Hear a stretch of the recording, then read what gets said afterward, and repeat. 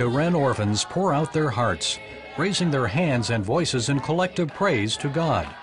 These children are refugees, Christians chased into neighboring Thailand by the Burmese military. These kids love the Lord, so even in the midst of all the death and destruction, Jesus is so real to these kids and to all these refugees that are flooding into Thailand. Patrick Klein is president of the Montana-based mission Vision Beyond Borders. He's worked in Burma for 17 years.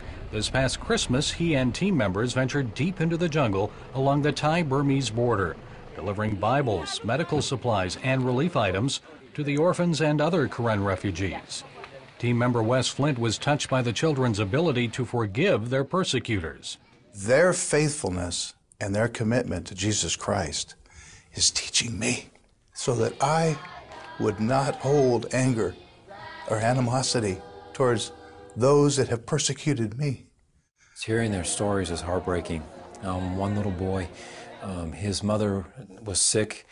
She was raped right in front of him and then killed by the soldiers, Burmese soldiers.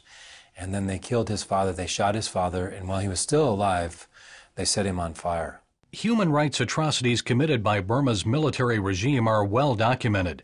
CBN News has reported the story for nearly 2 decades. According to Human Rights Watch, Burma's dismal human rights record worsened following the devastation of Cyclone Nargis in May 2008. It includes a doubling of political prisoners to more than 2,100 in 2008. Civilians are targets too, especially those belonging to ethnic minorities like the Karen. In eastern Karen state, widespread abuses include forced labor, sexual violence against women and girls, murder, torture, and confiscation of land.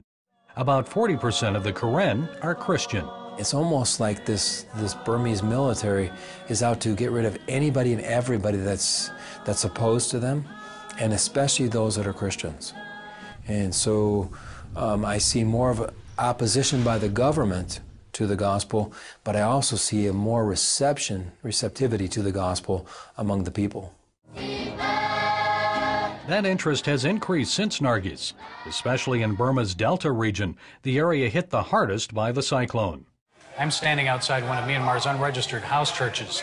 The Christians that are worshiping inside here have only been at this location for less than a year, shortly after Cyclone Nargis.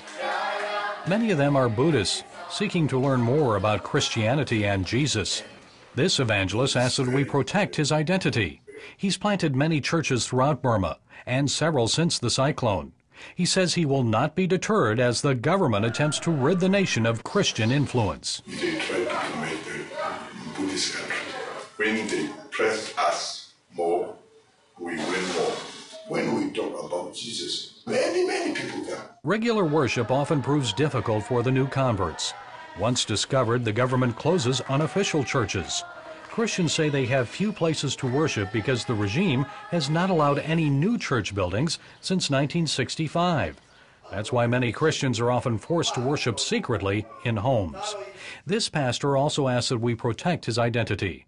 His church was recently closed by the Burmese government. It makes more strong in faith. The last time when we are free, we don't much know the value. But after they crack down the church, how much we are value. And what did he tell the police when they ordered a halt to his house meetings? We always tell them when we meet them, we always pray for you. We love you. As for Pat Klein, he says he and his teams will continue to find ways to bring in Bibles, clothing, and other help for the people of Burma. I just want to do all I can to show them that they're not alone, that the God in heaven, He hears their cries and He wants to help them. My challenge to the church is to pray that God will send a hero. Who will intervene? Who will be their hero? Who will step in to make a difference? Gary Lane, CBN News, Yangon, Burma.